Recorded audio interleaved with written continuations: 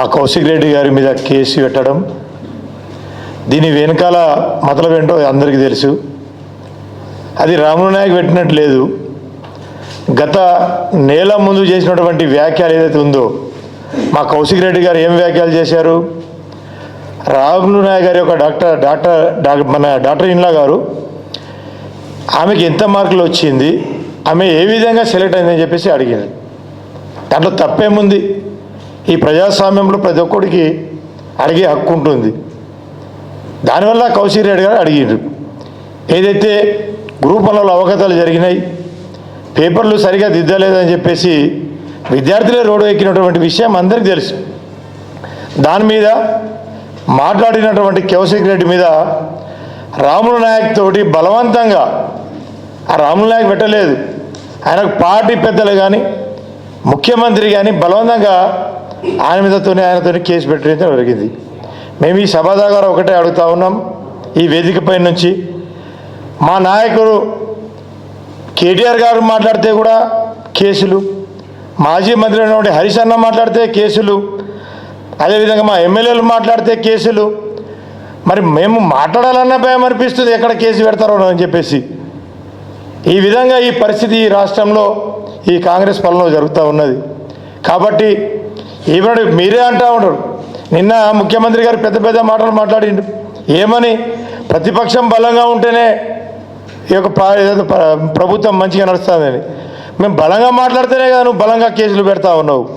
కాబట్టి ఈ విధమైన పరిస్థితి బాగలేదు. దీన్ని మేము పూర్తిగా మా బీఆర్ఎస్ పార్టీ తరఫున ఖండిస్తూ ఉన్నాం. ఎందుకంటే ఈ ప్రజాస్వామ్యంలో మాట్లాడే ప్రతి హక్కు అందరికీ ఉంటుంది. మాట్లాడేందుకు నువ్వు అట్రాసిటీ కేసు పెడతా ఉంటే మరి మాట్లాడేటోళ్ళు కూడా రారు ముందుకి. కాబట్టి ఈ విధంగా మేము గిరిజనుల తరఫున కూడా మేము పూర్తిగా ఖండిస్తూ ఉన్నాం. మేము ఈ వేదిక పై నుంచి ఒకటే మేము డిమాండ్ చేస్తూ ఉన్నాం, మొట్టమొదటిసారి అయితే ముఖ్యమంత్రి మీద కేసు పెట్టాలి అట్రాసిటీ. ఎందుకు? విదేశాల్లో పై చదువు కొరకు వెళ్ళినటువంటి మా గిరిజన బిడ్డలు 17 మంది స్కాలర్షిప్ అందక రోడ్డు మీద తిరుగుతూ ఉన్నారు యూఎస్లో. 2 సార్లు దాని మీద నేనే అసెంబ్లీ సాక్షిగా నేను మాట్లాడిన.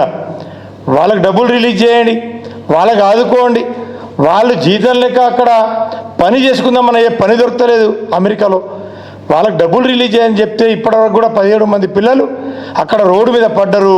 రోజు మాకు ఫోన్లు చేస్తూ ఉన్నాం. కాబట్టి ముందుగా ముఖ్యమంత్రి గారే దీని బాధ్యత వహించాలి. కాబట్టి మొట్టమొదటిగా అట్రాసిటీ కేసు ఈ రేవంత్ రెడ్డి గారి మీద పెట్టాలని చెప్పేసి కూడా ఈ సందర్భంగా మేము తెలియజేసుకుంటున్నాం.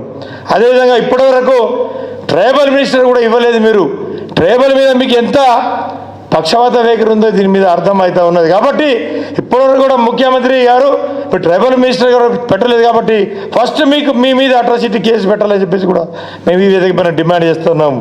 ఇంకోటి ఏంది, ఎన్నికల సమయంలో కొడంగల్లో మీరు బహిరంగంగా స్పీచ్లో చెప్పారు ఏమని, ఈ గిరిజనులకు ఒక సారా సీసా ఒక బిర్యానీ ఇస్తే ఓట్లు ఇస్తారని చెప్పారు. కాబట్టి బాధ్యత వహించి మొట్టమొదటిగా మీ మీదనే అట్రాసిటీ కేసు బుక్ చేయాలి అని చెప్పేసి కూడా ఈ సందర్భంగా నేను డిమాండ్ చేస్తూ ఉన్నాము. ఇంకోటి ఏంది, ఈ ఆఖరిసారిగా మొన్న సీఎం గారు మాట్లాడుతూ ఉన్నారు ఏమని, బీఆర్ఎస్ పార్టీకి దళితుడిని అధ్యక్షుడు చేస్తే బాగుంటుందని చెప్పేసి.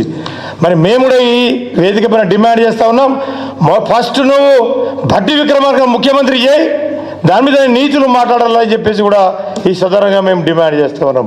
కాబట్టి ఇవన్నీ ఫస్ట్ మీరు ఏదైనా కానీ మీరు మాట్లాడే ముందు వెనకాల ఏముందని చెప్పేసి ఆలోచించి మాట్లాడాలని చెప్పేసి కూడా తెలుసుకుంటూ, ఈ అనవసరంగా ప్రతి ఒక్కరి మీద మాట్లాడేటోళ్ళ మీద అట్రాసిటీ కేసు బుక్ చేయడం ఈ పద్ధతి కాదు, సరైన పద్ధతి కాదని చెప్పేసి కూడా ఈ సందర్భంగా తెలుసుకుంటాం.